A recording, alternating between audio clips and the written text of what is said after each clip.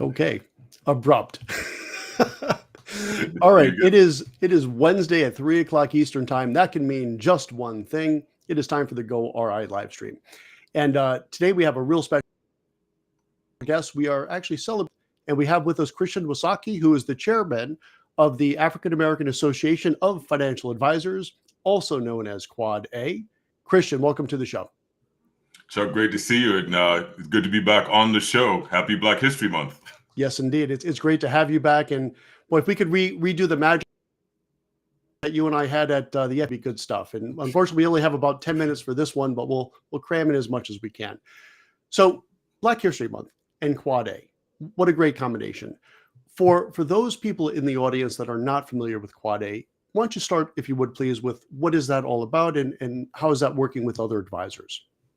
Sure. Great question. And the Association of African American Financial Advisors, as you stated, known as Quad A, was founded in the early 2000s by a fee-only planner at the time who was an RIA and believed that clients shouldn't worry about I'll say commissions as it relates to receiving advice. And he had taken the Certified Financial Planner designation, examination, one of the first Black or African American advisors to actually pass the examinations. Matter of fact, the second Black or African American financial advisor or planner to take the exam and pass is also alive and a member of Quad A. But fast forwarding from that tremendous experience and opportunity, LeCount Davis realized that there were not too many registered investment advisors in the business that looked like him, and he needed a place to network, discuss ideas, and professionally develop. Hence, the formation of the association as a regional, at that time, DMV area kind of networking organization that has since mushroomed into this national organization with members from sea to shining sea. And we cover several lines of business now, not just RIA, but wirehouse, bank brokerage, super regionals, and licensed home office professionals. That's great. And there's actually quite a bit to unpack just right there. And I remember being surprised. So I'm not surprised this time, but I was surprised the first time you mentioned LeCount and the fact that he was an RIA so early on, right? Which is just amazing. Probably one of the early. And that was just kind of an amazing thing to do back then. Yeah, Chuck, I think about coming into the business about 20 years ago and imagining, we were moving from stockbroking into managed money.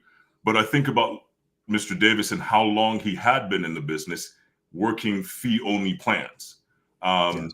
It's tremendous. It's an amazing legacy, and is why we celebrate the work that he's done for so long, and the many others that came after him and created a space for diverse voices in the RIA, I would say, industry or sector of wealth management, or line of business, to be more specific.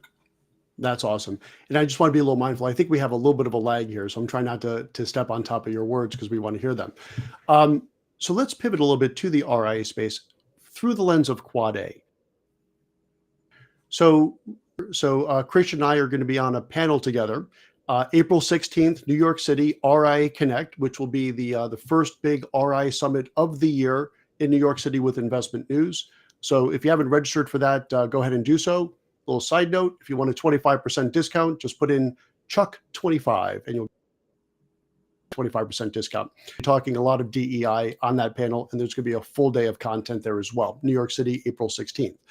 So let's pivot to the RIA space. And I know we talked about this last time we had the chance to connect, but how are you all seeing the RIA space giving opportunities to further what you're doing at Quad A? Great question, Chuck. First off, I'd love to have a Christian 25% off discount code for April 16th. I think we can make that happen. But in all seriousness, coming back to your question, when we look at our member base, we find about 29% of our members are registered investment advisors and have their own practices. And in spending time with our members, we found that they enjoy being a registered investment advisor because they can hang their own shingles, so to speak. And what do I mean by hanging their own shingles?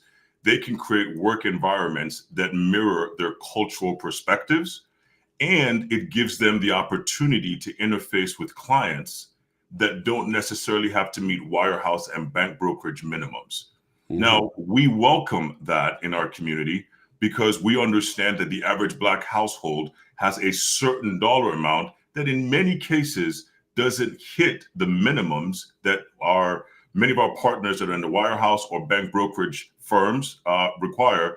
And so the registered investment advisor at Quad has what we call subscription-based financial planning attributes that really allow us to get to the belly of America and work with the families that truly, the middle-class families that truly need financial planning as that vehicle to get them out of, I would say, financial obscurity into a world of financial independence. That is so important. And so not only is Quad A then really helping further advisors within that community as advisors, lifting up other very much underserved communities that perhaps would not get access to the type of advice that you all are giving in that way. And I think that's spectacular, especially adopting more friendly, if you will, fee structures like subscription, right? And I think that's just brilliant.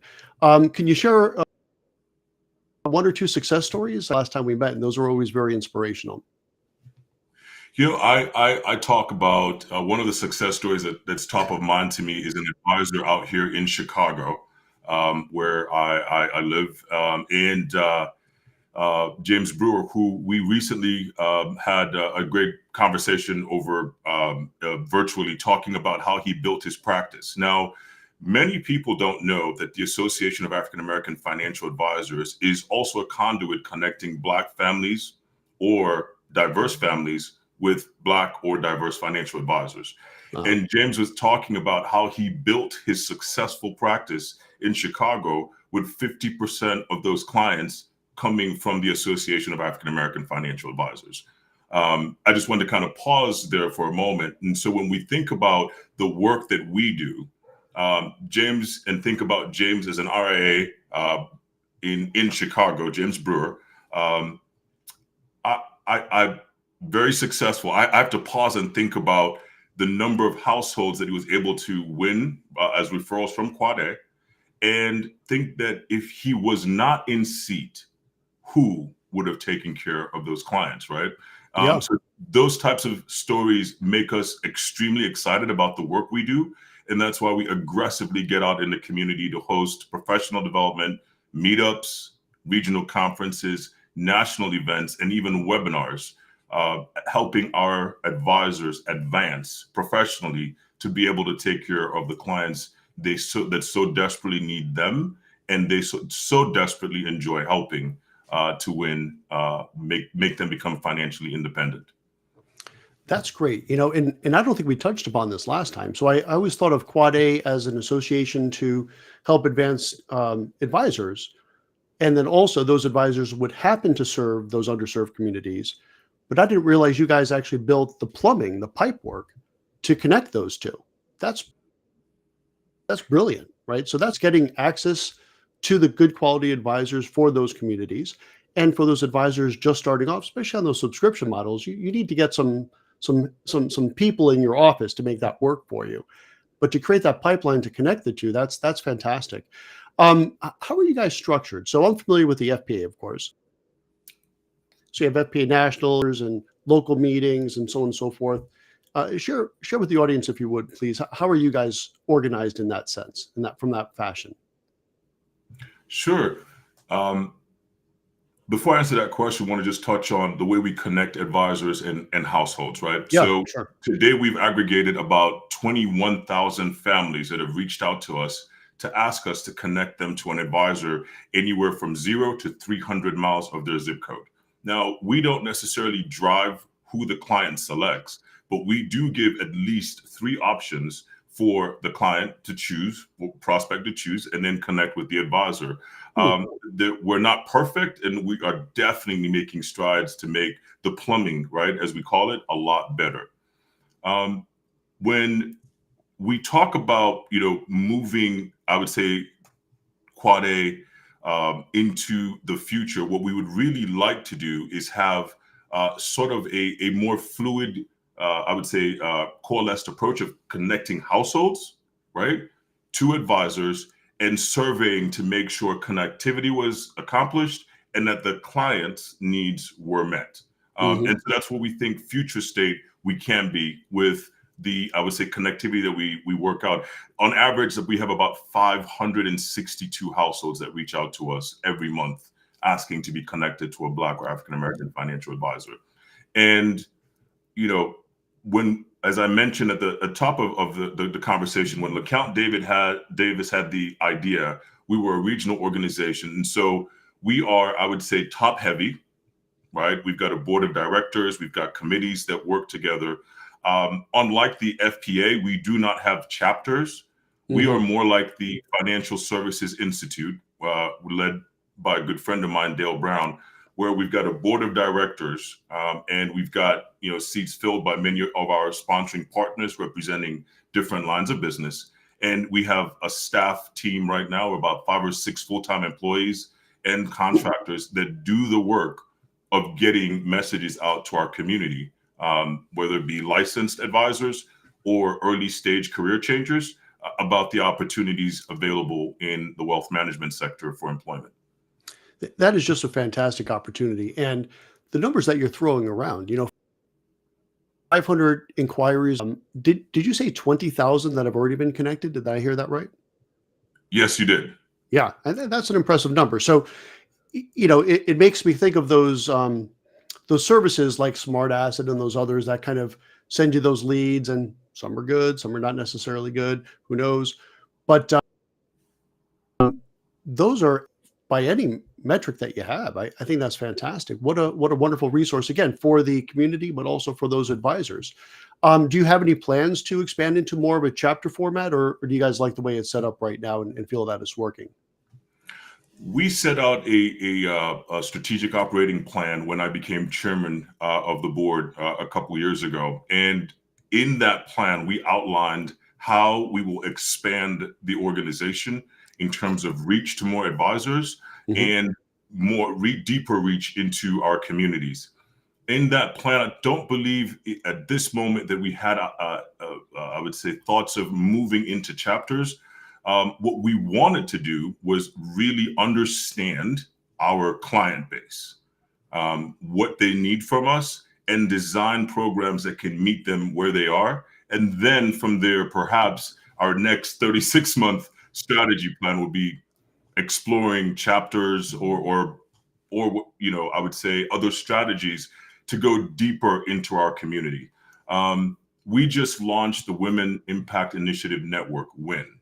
That is a test program or pilot program that we're leveraging to see if we can use networks versus, I would say, chapters, right, to really penetrate the heart of our advice planning business and connect with, I would say, an amazing group of planners that generally kind of get overlooked, i.e. women. Right. So would those be women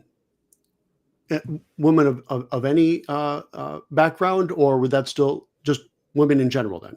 Women in general, yes. That one. That's also, again, a hugely underserved community within our advisor space. So, look, I've been doing a lot of work now with Investment News. We're always looking for speakers, and it's hard finding speakers sometimes because there's just not as many percentage-wise, and it's an incredible disparity. So I think that's also really wonderful work. Would that be kind of folded under Quad A, or would that be a separate enterprise or a separate entity? Do you see it? So great question. It's folded under Quad A. And in our strategic operating plan, talking about how we go deeper with every demographic in our member base, we decided to launch networks, not chapters, to gauge the effectiveness of it. I would say So far, we have about 11 to 13 dynamic executives on the WIN task force who are planning out our regional conference for women in June in Chicago. And I am just blown away by the expertise, the passion, and the dedication they have to lift up other women in the industry that are doing amazing things. So we are in a test pilot case or phase with this, but I would say the momentum that it has received has really got us thinking at an executive level that perhaps networks are the way to advance the organization forward versus chapters. In our communities, there's nothing definitive yet, but we're still collecting data, surveying other organizations that have chapters and no chapters to see what works, just so that we can make the right decision. Fantastic. Well, that kind of brings us to time, although we could talk about this quite a bit longer, but it's always great checking in with you, Christian. Definitely have you back again soon, especially as that win develops, because we love to keep track of that as well. And of course, I'll see you in 2 months, give or take, April 16th, New York City for RIA Connect. It's going to be a great event. Christian will be there. I will be there. Joe Duran will be there. A lot of very big names will be there and a lot of great content. So if you are going to go RIA, or this particular RIA conference will be for you. So Christian Nwasike, Quad A, thanks so much for joining us. Thank you, Chuck. It was a pleasure. Always a pleasure seeing you. We'll see you in a couple of months. And for those of you in the audience, I will see you this time next week. And on behalf of goRIA, fueled by investment news, I'm Chuck Vela. And we'll see you. Take care.